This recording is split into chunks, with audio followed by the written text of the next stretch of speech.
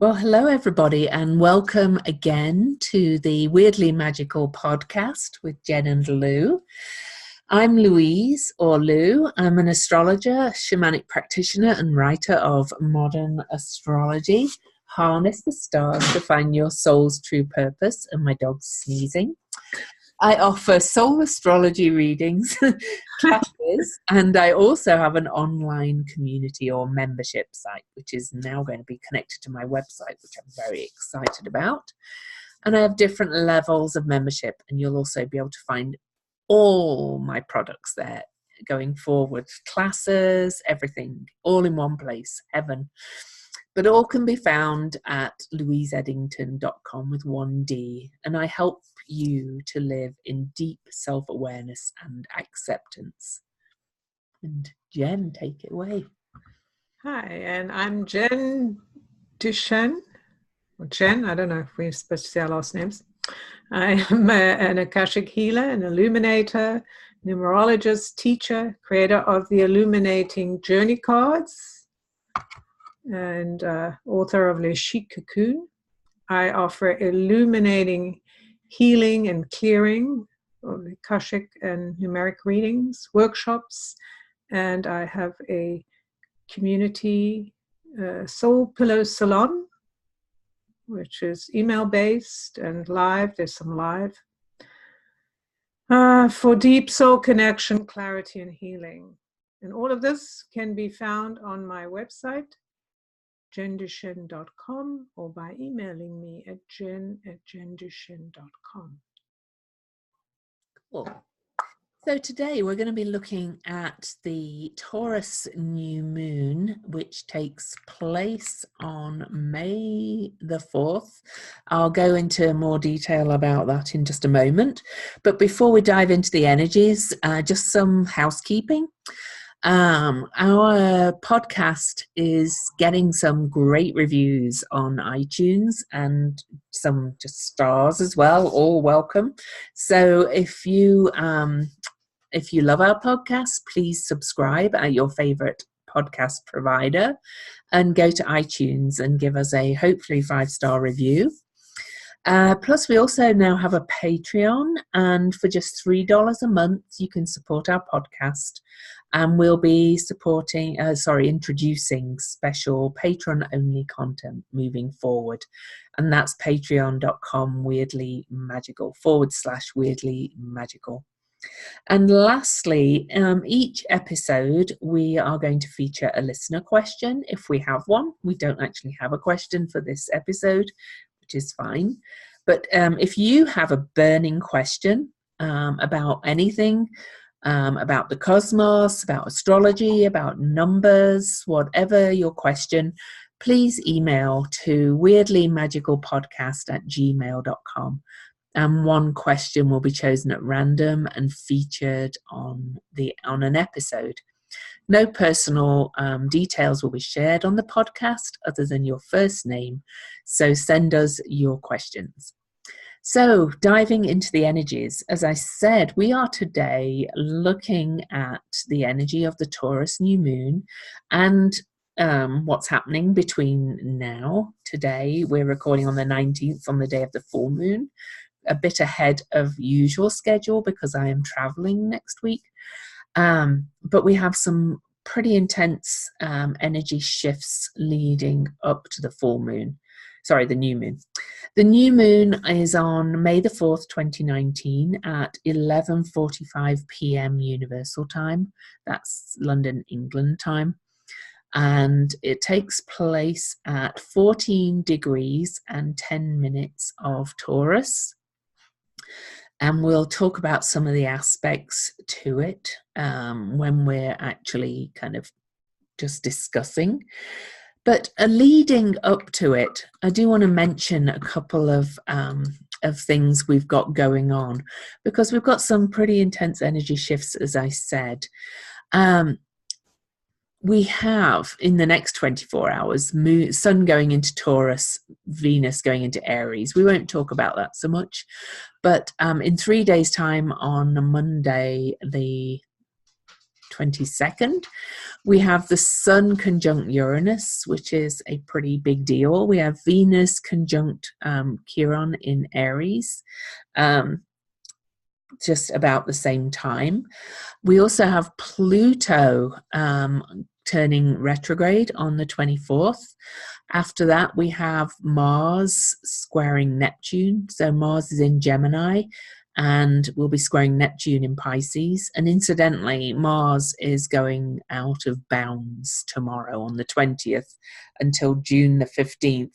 So any aspects Mars makes during this period are going to be crazily intense, because when Mars is out of bounds, he's pretty wild. So, and then on the last day of April, we have Saturn going, almost the last day, we have Saturn turning retrograde in Capricorn and conjoining the South Node and opposing the North Node. And then we have, in the first week of May, well, in fact, the first 3 days of May leading up to this new moon, we have a whole bunch of Mercury aspects, Mercury being in Aries.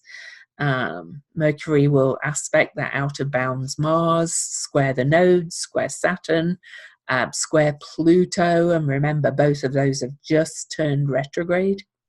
And he will finish with a trine to Jupiter, and then we have the new moon.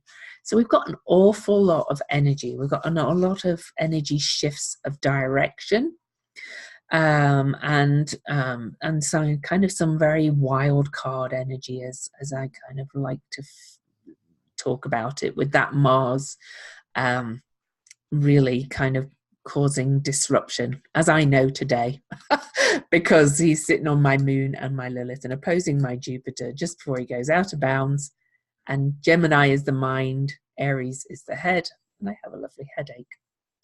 But incidentally, before Jen dives in with the numbers, I do want to say that the new moon chart is almost Jen's solar return chart, because it's just before her birthday.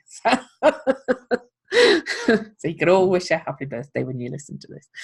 Yes, thanks.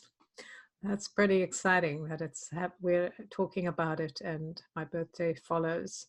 Yeah. So that's really awesome. Yes. An exciting time. I wanted to kind of address some of the energies, or the numeric energies, Akashic energies, kind of, cosmic energies that are happening, in relation to what Lou was talking about. This period we're in a very intense period right now for another week at least. I know ongoing, but this is specific to this idea of us learning to manifest in a new way. So what's happening is the reality that we have kind of looked at as our reality is starting to morph and change and soften. And we're in this period right now where we're being kind of bombarded with information, like kind of changing our minds, like that's all that energy.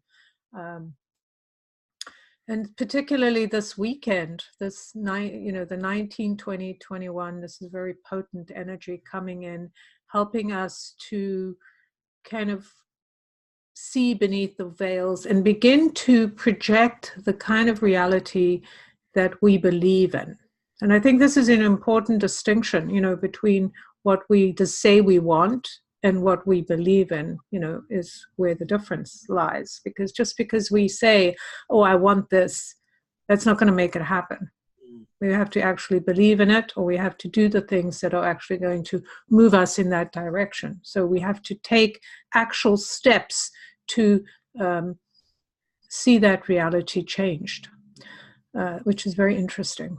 And I'm beginning to see with myself. I started getting after the full moon last night, woke me up, and I was like, oh, okay, I can see now how I've been deluding myself, right, about certain things, or beliefs that have been kind of hovering around me that I have not seen. So I think that's really interesting. And I pulled a card from the Illuminating Journey card for this moon and this period, and it is the Soul Portal 31, which I find fascinating, right? Because 31 is a 4, and it's the genius number.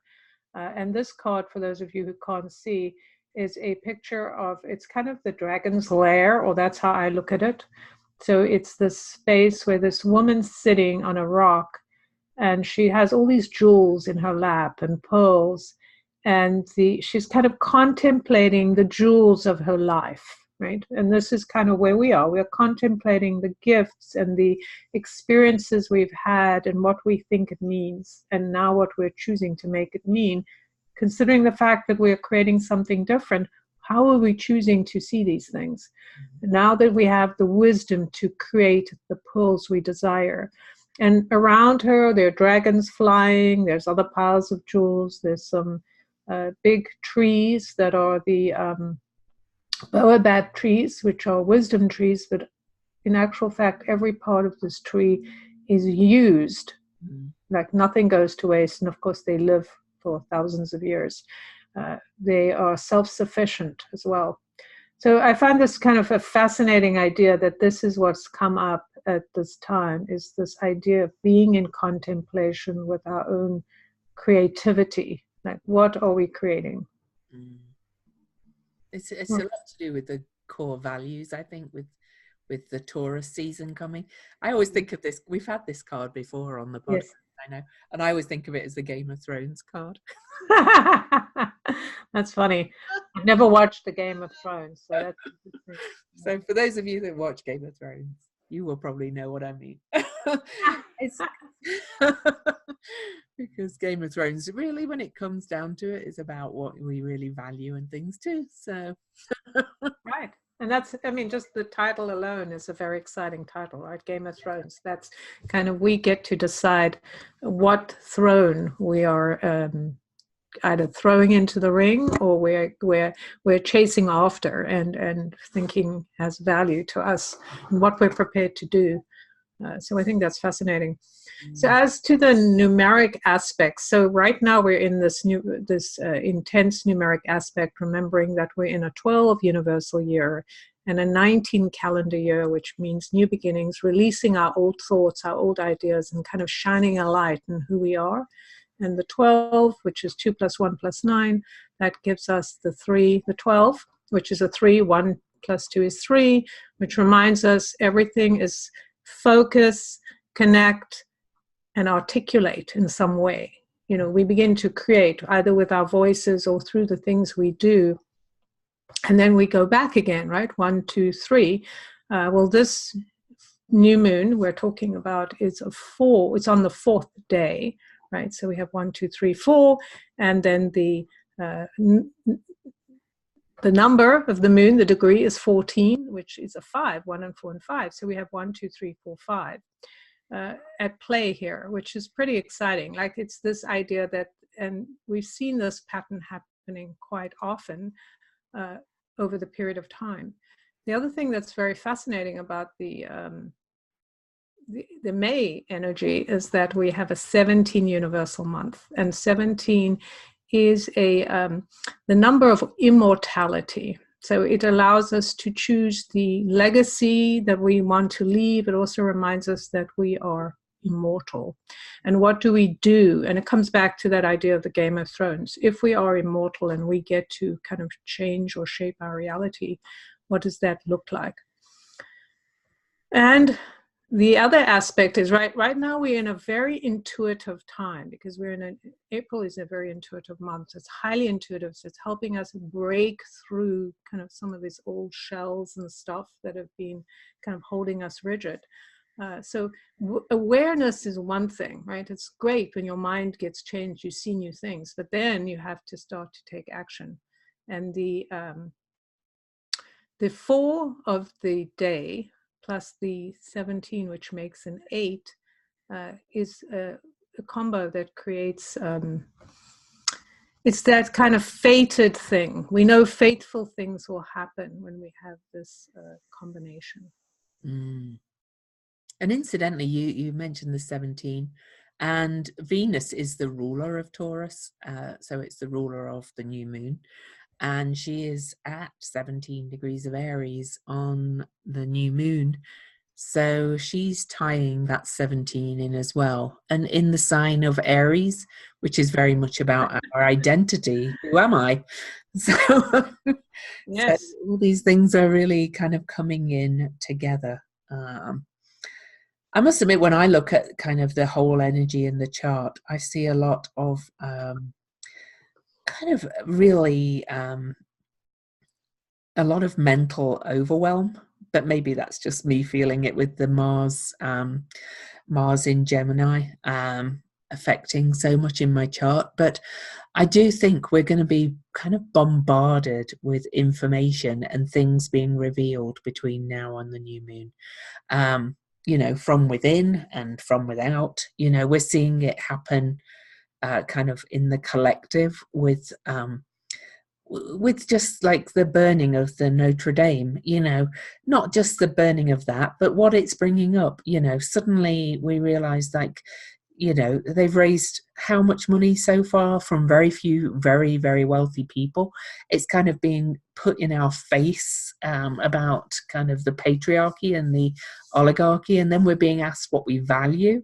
I'm seeing so many people talk about, well, yes, it's beauty, yes, it's art, yes, it's an amazing building, but what about, like, the earth? What about the coral reefs that are being destroyed? Why are we not putting all this into restoring them? That kind of thing. So it's what's really at our core values. We're being asked all the time to look at all this. I do think the Pluto and Saturn retrogrades happening or the stations happening at the same time, especially conjunct the South Node, are also revealing all this stuff. I must admit, I kind of kind of walk around all the time at the moment thinking the patriarchy's on its way out. I woke up this morning thinking it's not just the Catholic Church, it's all Abrahamic religions. They're just going to die. They're going to go. Indeed. Indeed. It's just, but what is really, how are we really living? What values are we living by? I just think we're being asked that and bombarded with information at a macro and micro level. So. Yes, I think you're absolutely right. But for me, what I get is, and I find this kind of interesting because I think it's true. We are being bombarded mentally and spiritually, emotionally, and all different levels, because that's what waking up is about. That's what being revealed to ourselves is.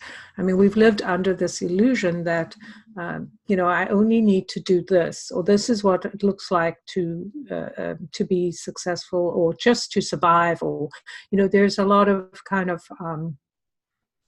putting up with or accepting certain things. And what was coming to mind when you were talking about those people that are giving money to the Notre Dame revival, or whatever it's being called, yes, this is bringing up a lot of issues. But for me, it's really this idea that we want these people to come along with us, right? Because of course, people who have money, like we have enabled this lifestyle, right? That there are certain people that have a lot, and there's a lot of people who have nothing, and then a bunch of people in the middle being squeezed. It's like a crazy sandwich. And so the way we've done it is through kind of negative reinforcement, right? Mm-hmm. Look at those people, they look what they spend their money on, and all this kind of stuff. Or we can go with the idea that, first of all, these people can spend their money on whatever they want because they're in that position. Secondly, why are they doing it, and how do we make them, or not, maybe make them is the wrong word, how do we encourage them? How do we invite them to come into what we believe in? And I think that's where things have to shift. Like, we have to go to that place of, I don't want to be focused on the parts that I don't agree with. I want to be focused on how we can make this work. Because obviously those people are doing it for a reason, right? They're not just, and it could be an emotional reason. There's also a reason because they're involved in, it looks good, right? Looks good. They get this and that. They want their name on it. Yeah. Well, I don't know about that, because the one guy said they don't care about the tax break. I don't know if they want their name on as such, but you're right. In a sense, they get goodwill for it, right? they get the attachment. But how do we make these other things, the earthly things that we're looking at, attractive enough and kind of sexy, so they want to put their name on that too, right? And so I think that's kind of what the conversation is. When we come back, if we're talking about values, our values have to come back to this place of, we're not judging somebody else for the values they have. We're kind of showing them what else is possible and what else is what we desire to create this reality that will actually impact all of us on a much bigger scale. I do think we kind of have to see this before we can invite them in, though, which kind of totally. We have to have that fight, right? We have to have that fight and that explosion, and this is what you're talking about. This is Mars in Out of Bounds. This is the Gemini thing. And actually 14, I didn't talk about it, but this is a key point you bring up, is the number 14 is about expressing ourselves in the world. It is considered the media number. So it's about describing how we feel. It's about really getting to the root of the stuff, which is Taurian, right? It's this idea that, oh, we have moaned behind closed doors in a sense about all this stuff, but we've never been voluble out in the public eye. We have never really got together, but we haven't had the resources. But now we have the media that can, social media, and we can go, wow, this is what we want. Hey, there's more than just me. I'm not just one crazy person. So we can actually begin to activate this conversation you're talking about, and feel strong. When, in the old days, they would just kind of roll us over and, call in the cops and destroy us. And who knows, they may try to do that again. The difference is we're not buying it anymore. We're not as stupid as we were, or as desperate or afraid as we were, many times before. I see the Extinction Rebellion in London is just, it started this, well, it's been going on for a while, but the particular current demonstration started on the 15th and is still going strong. 400 arrests in, but it's all good-natured. People are singing, playing music, dancing, and saying, we don't want to die. All happy. Yes. I kind of feel that's very Uranus in Taurus, actually. It is, right?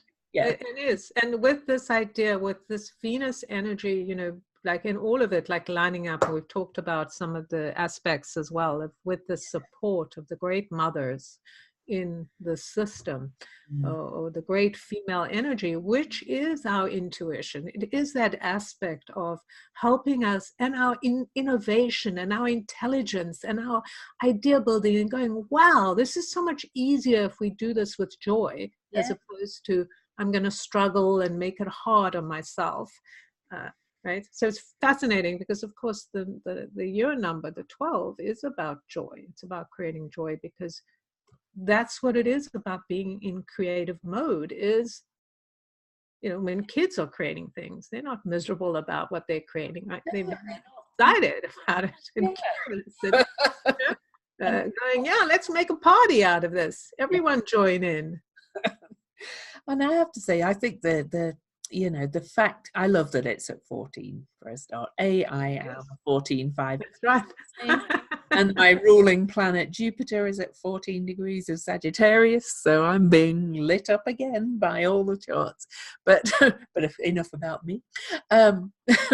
We have Venus ruling the new moon from Aries, but opposite Venus we have Pallas Athena in the other Venus ruled sign, Libra.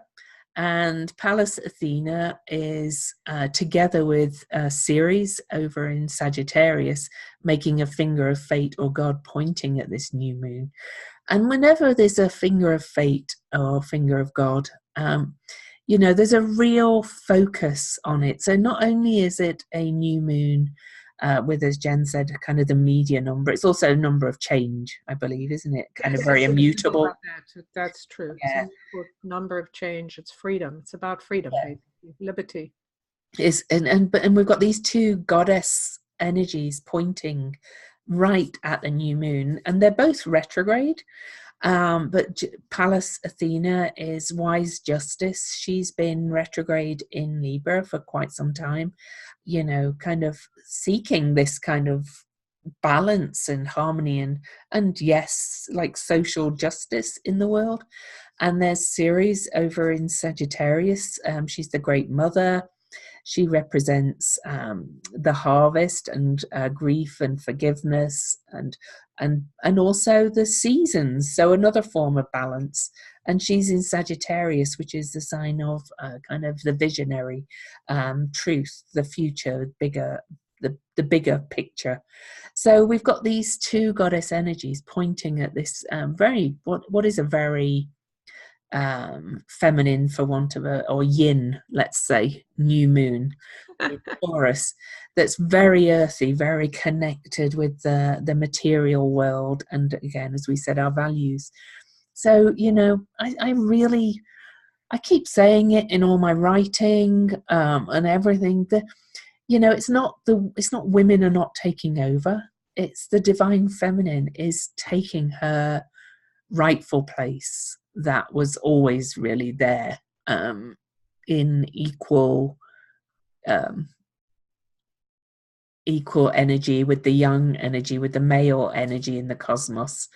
And there's so much pointing towards that. And this is yet another step in that, so that we can each become balanced within our masculine and feminine, and the world can become more balanced. Because the patriarchy, the age we're coming out of, is very masculine, young kind of energy of dominion and control, and that's nobody's fault. The energies were kind of that way. That's just how it is.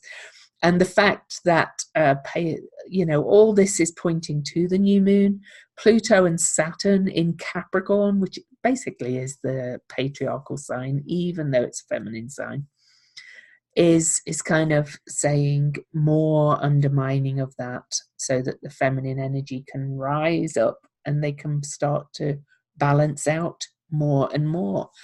We're not there yet. We've got a long way to go, but each of these is a kind of step along the way. Right? Yes, and I think what's really fascinating, you brought up quite a few fascinating points, Liz, that I wanted to just mention this kind of thought I had, that this is the third Venus-ruled full moon in a row, because we had the two Libra moons, and now we had two full. Oh no, this is the new moon, not a full, sorry, new moon, right? But so we've had a lot of Venus-ruled lunation. That's right. That's right. It wasn't exactly as I thought, but yes, third ruled moon, kind of, sort of in a row, missing the one other new moon. But so it's pretty fascinating. And then, of course, Pallas Athena is at 13 degrees, which is the number of the divine feminine. And that is also a 4, right? So it's a 4-day. Remember, I talked about the 4 series, which is the Great Mother, as you mentioned, and this kind of bringing in the mothering energy is at the 12, which links to our year, right? Yep. The year. And there's another 3 in here that I didn't mention, and that is the universal date of this new moon is a 21, which is about the truth, right? So 4 is about creating a new system, or laying the foundation, like birthing or earthing, really earthing these our ideas, our intuition into the earth. So we're starting to create a new system. And how do we do that? We have to start breaking up the old through fury and joy, and it's kind of all the emotional, our capacity to be emotional, which is something we haven't for a long time. Like, we've been emotional behind closed doors, we've taken medicine, we've done all these things to suppress our emotions, to deny that we have the right to have our emotions, seen, because they would bother somebody. So this idea that for many generations, thousands of years ago, things were one way. It was, what they call kind of a goddess reigned world. Then it became the patriarchy. So it's like, okay, so now you guys, they complain. So like, okay, you guys get your turn to see what you can do about creating reality. And this is the path they chose, to use domination, fear, and suppression. And so, okay, at some point, that's the earthquake, right? That's the Uranus in Taurus, everything exploding, breaking up, all of our minds exploding at the same time. But allowing, at the same time, if we think about it, having this supportive wisdom and loving energy and reinvention, or I guess reinvention is the right word, reinvention of our values. Who are we and who do we want to be in the world? Like, what do we want to focus on in terms of what we believe is our debt and our abundance? And with all the support, I think it really speaks to that idea that we are being freed from that old rule, right? That, oh, I can't have something like, look, all these rich guys are deciding where we're going to put all the money. And it's like, that's the old way. But, right, the new way will be more generous, because they have proved over and over again that when we're generous to ourselves and to others, we don't feel lack. We don't have to create, walls and all these fences to keep people from trying to take what we have. Like, the only reason why people when we've got need to somebody take trying to someone build a else's wall. I know, right? So that's exactly, like, that's the last, what to say, Exactly. the last stand, this is like Custer's last stand or whatever, right? Oh yeah, I'm gonna, get really hard on you. And I think that's kind of the keys we have to remember. Like, we got to have our sense of humor around this. It's painful, but it's also freeing us. Like, when we can now face those people and say, okay, you've done your worst and I'm still here, I'm still standing, and I can still feel joy and still do all these things, and I'm not going away. Like, my desire and the desires of all of us that agree with each other are not going to go, oh yes, you're right, let's just all run away now and let you have everything. That's not going to happen. And I love that you mentioned we've had so many Venus ruled lunations, because I mean, I must admit it's a personal obsession of mine at the moment, because I wrote an article like that channeled out of me the day that Notre Dame burned. It just all flooded, and the more I find out, I realize how significant in it symbolizes this fire, because it was built on a temple of Isis, and Isis is Venus. Also, there was a mosque in Jerusalem that burned on the same day, and I haven't had time yet to look into that, because that mosque would have been built on some other kind of sacred ground too, because Jerusalem is a sacred city. And it feels like everything you talked about, the explosion of Uranus in Taurus, which is very Venus ruled too. It does feel like this bubbling up and exploding of the institutions almost. It's but are just being represented, and the institutions, they represent our values that we've lived by, the rules, Capricorn, that we've lived by. Everything's just being really, really blown open right now. It's quite fabulous. Yeah. Oh, Jen disappeared. To me, I think what's so significant. Oh yeah, I don't know what's happening with the internet. All of a sudden, we're talking about really key things, and then the internet starts. Oh, yours went funny, did it? Oh no. For me.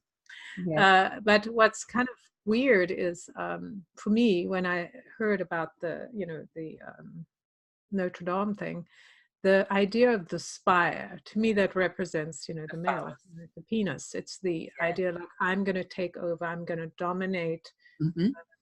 Like, and we're talking about, and especially if we talk about the 19, which is interesting, because 19 is the number of the sun.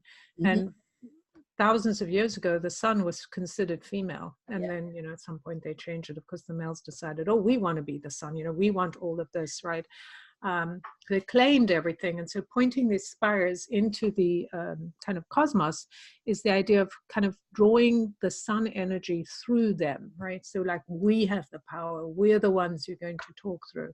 And so this to me is like the goddess or the goddess energy going, Venus, whatever you call it, going, you know, I've put up with your bullshit, little boys, right? Or whatever. I've put up with your games. You've had your turn. The contract is done. Okay, penis goes down, right? It's like pulling out all the power. And I mean, that's a huge declaration. The interesting thing is that it didn't destroy all of it. They did, you know, the gargoyles were saved because they had been removed because there was because of the renovation work. That's right, because the renovation. So it's all very perfect. It's a very feminine way to declare your time's up, right? What I find interesting though is they removed the guardians 4 days before the fire, and actually removed their heads before they removed them. And the guardians were, of course, all male on it, and I do wonder how they're going to reintroduce that if they rebuild it. Will they rebuild it all as it was, or will they actually introduce more yin and yang, more male and female energy? And I don't know if you saw that apparently there was the last statue, there was a beautiful statue of Isis in there that was removed because the people that lived there and created the temple were, you know, originally Celtics and, you know, Akkadians, etc. The Parisi. And that's right. And so they still worshipped Isis. That temple, you know, the Notre Dame was built. It's Our Lady, of course. And so one of the popes, I guess, I don't know, Roman, no, not popes, Roman leaders, they didn't like the sexual activity that happened with the pagans, right? They were very, like I say, evangelistic, right? They wanted everyone to be like them. They were very disapproving and controlling. And so he ordered that all of the statues would be burned. And that was in the 1500s, which is very close to the date we're looking at where, you know, the last time Saturn and Pluto were in the same position they are now. So Charlemagne? No, it wasn't Charlemagne. It was Roman, one of the Roman. Okay. Yeah. I don't. Tiberius. I think it was Tiberius. Actually, I said Stephen. It's Tiberius. Yeah. Who ordered that because they were very disapproving of sexual activity. You know, which is so strange, right? It's just like that whole evangelistic thing. Okay, it is. Everyone else behave yourself and don't do anything, and I'll do what I want. I'll do all these depraved things while, you know, under closed doors. So it's kind of very interesting to see that what has happened, and how now that we're in this period, you know, with rising disease, rising revolution. Because what often happens when you create disease is created by humans doing things to control, right? Like when they killed all the cats because they thought they were witches. This is also in the 1500s. Then, of course, disease rose because that's when the rodents, right, had the they weren't killing the rodents. Yeah. So and, so much history weaving in with all this. I knew Charlemagne had something to do with Notre Dame. She probably did, but I don't know all the history. So much, right? Yeah, there's a statue of him in front of it. So, and I know he was something to do with it, but it is everything. Well, they all tried. Everything's kind of going back into roost, if you like, as you're pointing out. Yeah, from all these. That's right. That's pretty fascinating, and I think all of them. Right. I mean, all of whoever's dominated the world, you know, or whatever was considered the world, would then try to lay their claim, right? Kind of like they would do with the woman, right? That's part of their system of raping into other groups, so they could control the woman through their children and through the birth line, right? Yes. Yeah. So I don't. We see that in All right. Yeah. All right. No, I was just going to say in the US, what's happening Oh, with this exactly. idea of kind of controlling women's bodies, right? Same story, right? Yeah, and they are doubling down at the moment, and where they're trying to tighten up the rules about abortion and things to control women's bodies more, and it's kind of going to get worse, I think, before it's going to get better in that way. But again, I see all these things as kind of things that are happening to kind of hit us in our face for us to really figure out what we really do value to move forward into this new paradigm. Instead of thinking the world's at an end, oh my God, we're going backwards. It's going to be the Handmaid's Tale. It's going to be, I really don't believe it is, Well, let's put it this way. We're creating the reality, so it can be whatever we decide. Yeah. However, the truth is that with all that stuff coming into our faces, what it does is it makes us remember, right? It's kind of like shock treatment in a sense. Like, it's like, how we tend to like, oh, that's terrible. And then we kind of go back to sleep. And then it's like, oh, that's terrible. So it's like all of the stuff is like breaking down all that old stuff. And I think if we remember that this is about joy, like finding our value through joy and expressing and going, that may be your desire, but I'm not in agreement with it. I am not going to follow your lead. I'm refusing to play in that playground. Yeah. And, if anybody wants to get that vibe that Jen and I are talking about, just go, there's the Extinction Rebellion Facebook page. Go and just look at some of their videos of them being arrested. There's people being arrested with big smiles on their faces. Yay, this is great kind of thing. Because they're standing up for what they do want, Exactly. It's just such a representation of what we're both talking about here. I do want to mention as well, aspects to the new moon. We've talked quite a bit about Pluto and Saturn and the South Node because they're so prevalent because of the two retrogrades and it's all happening together. And these three are going to basically be together for quite some time. Well, the node will move on, but Saturn and Pluto particularly. But also Neptune. Neptune is aspecting this new moon and also in aspect to the lunar nodes on that. And Neptune moves so slowly, and Neptune's influence is so subtle.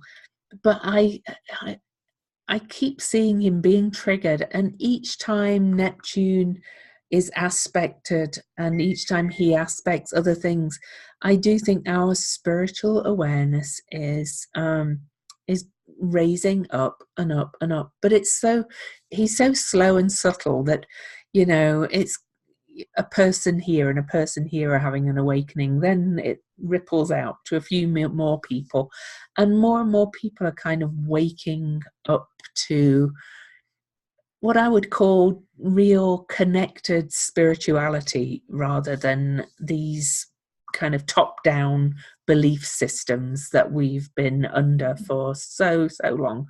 I kind of find it. I went to my yoga studio before we did this, and there's a lovely guy. He's there, and we've never talked, but we were the first two there, so we sat and talked. And he actually moved to this country for the LDS Church, typical, another patriarchal institution. But he said, I had my awakening 2 years ago. You hear just almost people you wouldn't expect using this word all the time now. And here's Neptune again, aspecting everything on this new moon chart. So I think it's going to be another kind of group of souls awakening, if you like. So incidentally, yes, absolutely, it actually feels very emotional. I can feel it does.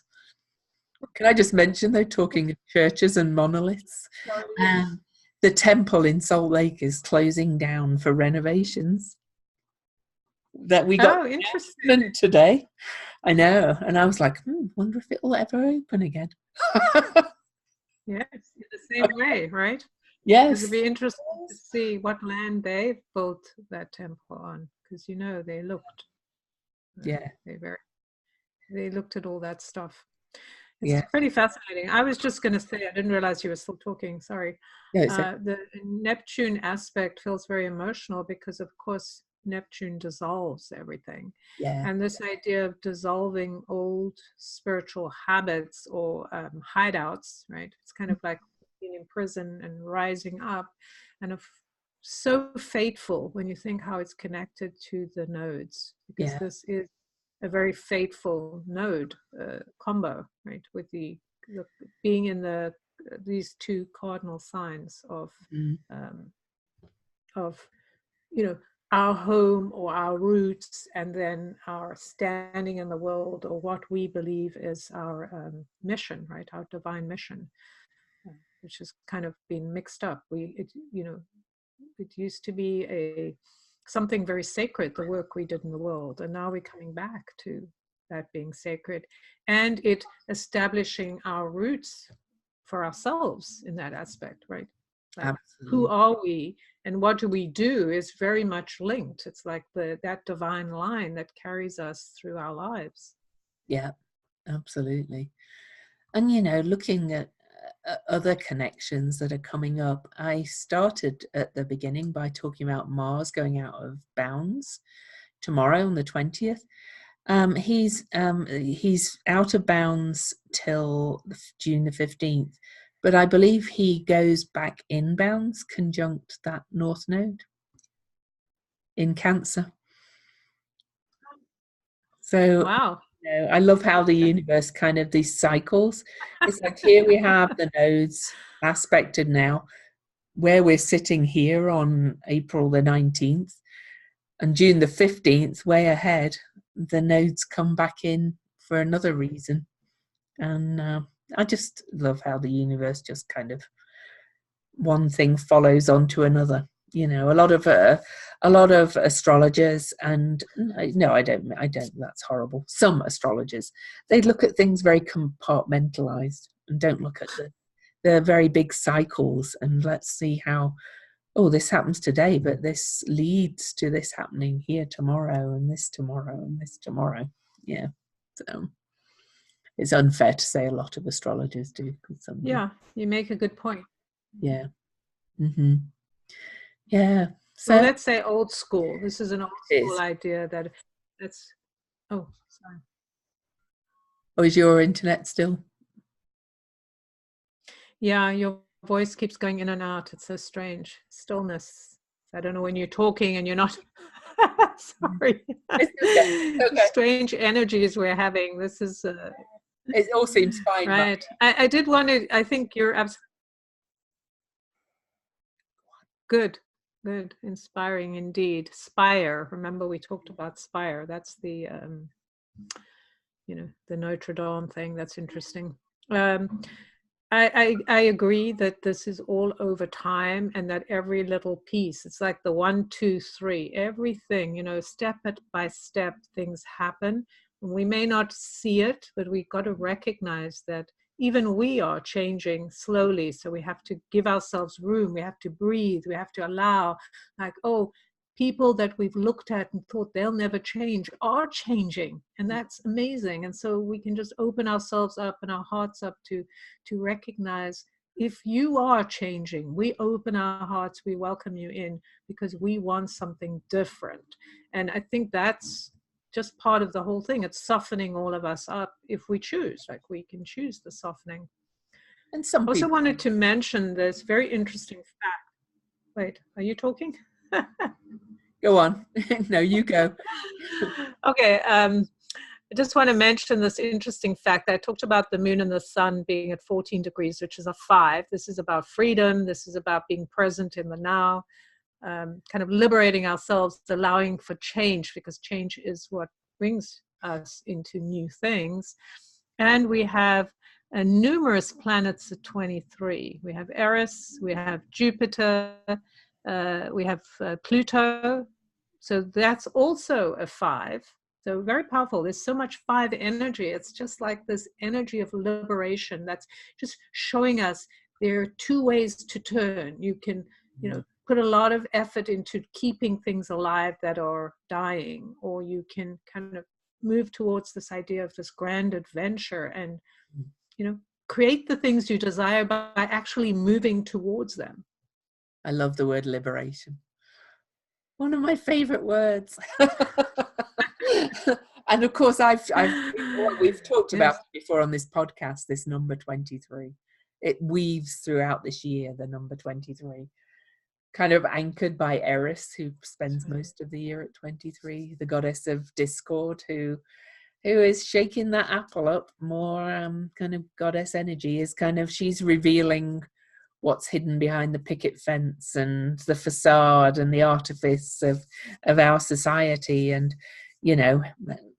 quite frankly, and I know Notre Dame will be rebuilt, of course, but it has revealed how we're more concerned about the man-made things, than some of the natural wonders of the world, kind of thing.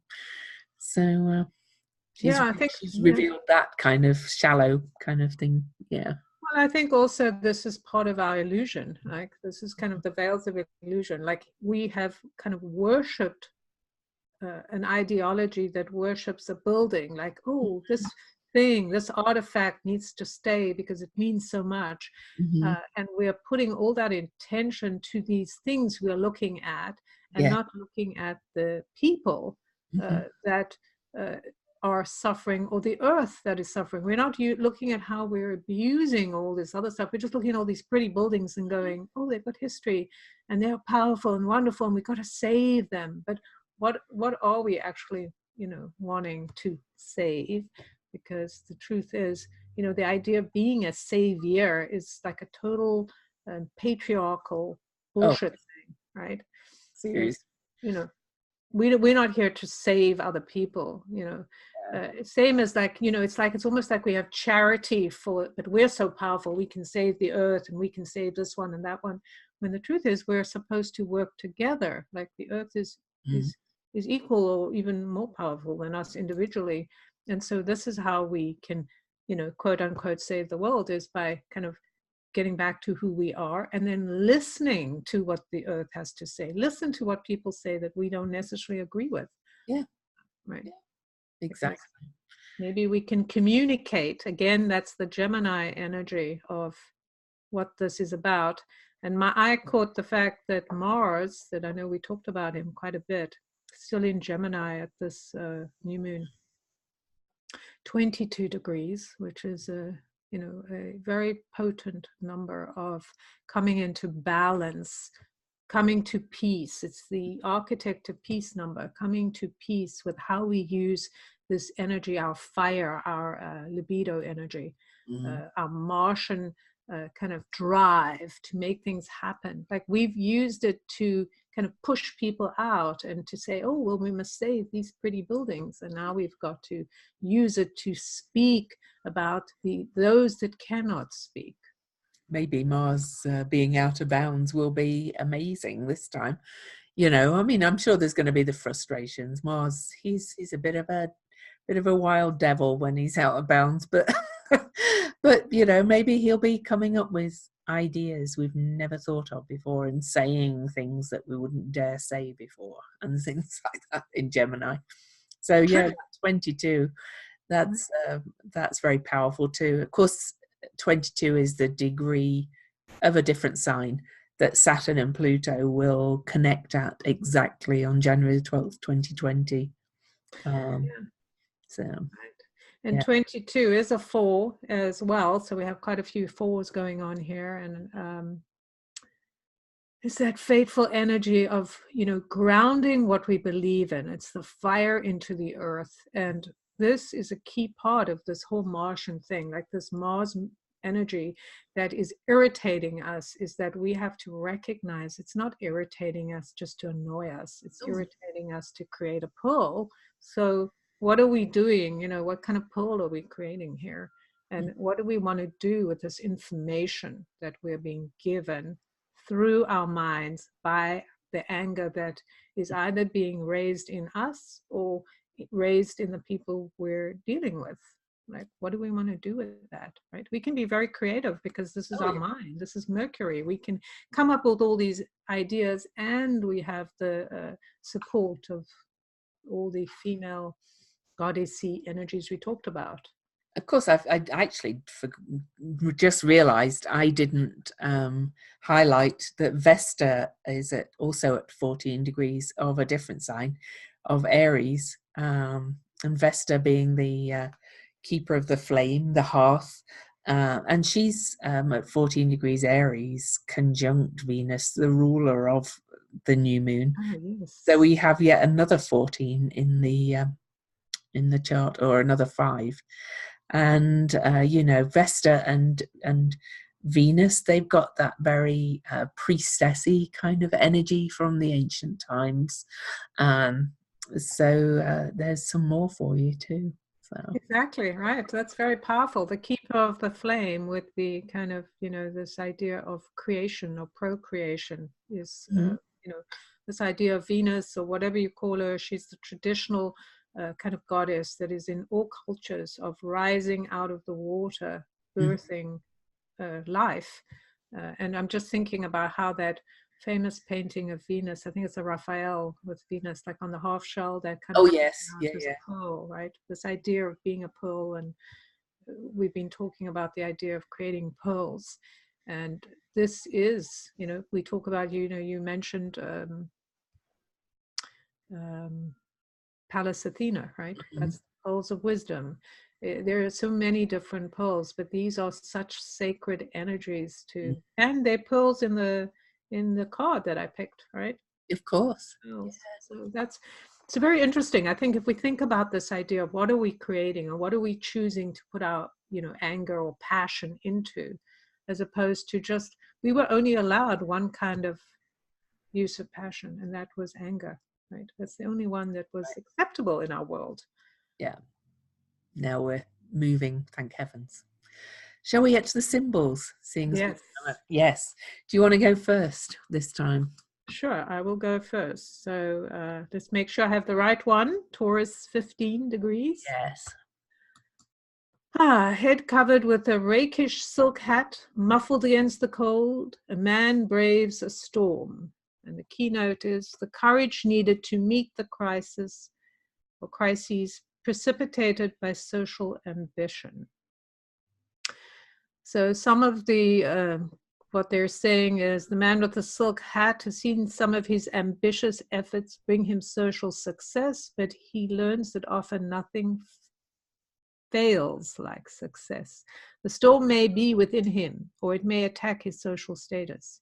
He is ready to face it daringly. This shows a willingness to accept crises and go through them, and therefore great character, the soil upon which a higher kind of consciousness may develop. So this is the 5th and final stage of this particular area, and implies a transition to a new level at which the individual who has learned from experience demonstrates a truly mature mind. What is revealed here is character under adverse circumstances. I think that's very very in line with everything we've been talking about. It's kind of the outer world success, but what's underneath is what your real character is, or real values. Right. So, The joyful aspect when you have it at a rakish angle. yeah, of course, that too. Now the Chandra symbols. When I first read the first line of it, I was a bit like, oh, but bear in mind this new moon is Venus ruled, and Venus, one of her representations is love. So the symbol is his best friend sings a song at his funeral. And it says, love penetrates all barriers. It arises the greatest wherever it is most profoundly needed. And it's perpetually astonishing in its fullness, its rich, sustaining power. Love is also held in a grieving and a mourning for what was and is no longer. And sometimes love becomes enwrapped in a twilight mood and can no longer see through the sentiments and the attachments to touch the limitless source of love, staying attuned to that place. Love can be a rocky ride. It pulls in lessons, it feels too much, and love is wedded to death, which it sometimes wishes to divorce itself from.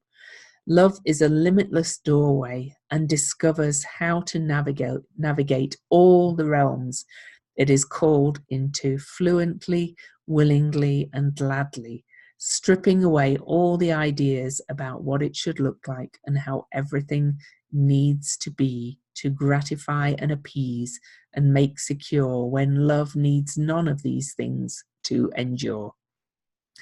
So that's saying a similar thing in a way, that, you know, it's what's underneath the love that counts and the character underneath. Right, and very brilliant. I think it's quite a impactful, considering we talked about the this idea of the building. There's Yeah. that's kind of the man singing at his friend's funeral. We have a lot of nostalgia for what has been, and we're trying to hold on to it, and that actually prevents us from experiencing love and kind of exchanging it with others, right? This is the immortal quality of love, right? Love is the thing that sustains immortality, and it also sustains us for how we create new things, how we go forward. If we go forward with love and joy and that silk hat and all of that, it's all fun. And it reminds me of my mood at the moment, walking around going, the patriarchy's dying. Yay! People get very offended by it. They're usually men. Oh, of course. Pretty hilarious. They have a lot of change to make too, like we all do, right? Yeah. I guess it's hard getting off your pedestal where you've never had to deal with being somebody who's had to suffer certain things because of who you are. Yeah. And so if you've never had that, you don't have any recognition of it. And now when you have to get off your pedestal and say, oh, this is what it feels like. Oh, not so great. And I'm just going around laughing about it because I think it's all great and joyful, and it's going to be so much more joyful life when we're all, anyway. And one thing I wanted to say about your joy, which I think is really amazing, we need to look at everything that's happening as much as we can through the eyes of joy. Yeah. Is what happens when we laugh about all this stuff. We're actually sending healing energy into the world. We're making space where there hasn't been space. We're bringing light into dark. And that's, what's more powerful than that? For sure. So, Jen, do you want to tell everybody where they can find you? Sure. They can find me at jendushen.com. That's my website. I'm also have a Facebook group, the Light Club of the Woo-Woo Weirdos of the World. And of course, you can find me on Medium, on Instagram, Facebook. I'm all over the place. Jen Dushen. And I'm Louise Eddington, and you can find me at louiseeddington.com. Just don't look at my website for a few days too closely because it reverted to a year-old version due to a technical difficulty, but that's being fixed. Anyway, but everything's on there still. And you can find me on Facebook, Louise Eddington, my Facebook group, Planetary Magic Cafe, Louise Eddington Astrologer Facebook page. I'm on Instagram. I write almost every day on medium.com. And I also have my membership group, which was my Patreon, but I'm moving from Patreon to one attached to my website. So unless do you have any final words, Jen? Final words? I don't, unless you want to ask me if the Akashic. Oh yes. Do the Akashic Masters have anything to say about, let's say, what's being revealed at the moment? What's being revealed? Okay, so the first thing I hear them saying is just breathe. They're like kind of like, oh, okay, this panic, you just got to remember to breathe. So what they're saying is that we're all being shown what is possible. Now, it's interesting because we've looked for this. We have kind of called for help. Help us, let us be who we are. And yet now that it's here, it's not what we were expecting. Like we were expecting it to be, easy. Oh, I just get to live in a big house and I have a big car. But of course, that wouldn't serve the world or us.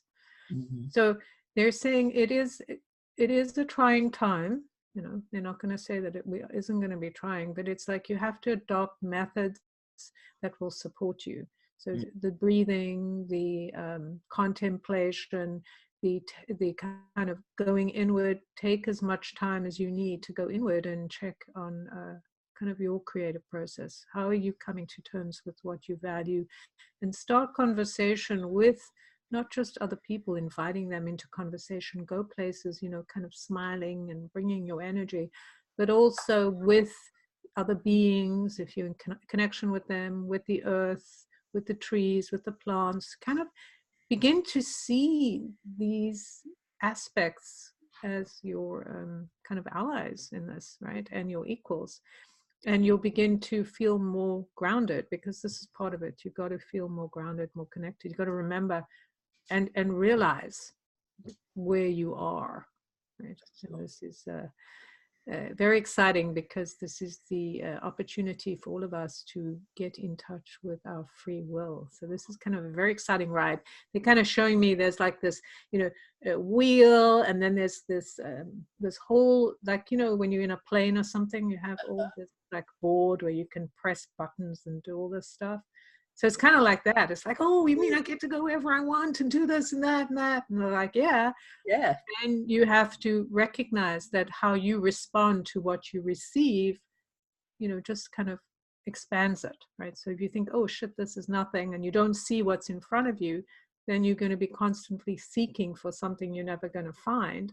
If you start going, saying, oh, wow, isn't this awesome? Like you, Lou, going, oh, the patriarchy's over, yay! It's like you're helping it along, but you're also directing how you want to experience this. And so that's what they're saying. Like we are learning how involved we really are in all of these experiences. So to take heart and take light. And a quick last word from me. Venus and Taurus is about manifestation. So that ties in with that as well for the Taurus moon. So we better go, because I have a lot to do before I travel tomorrow. But it's goodbye from Lou. And goodbye from Jen.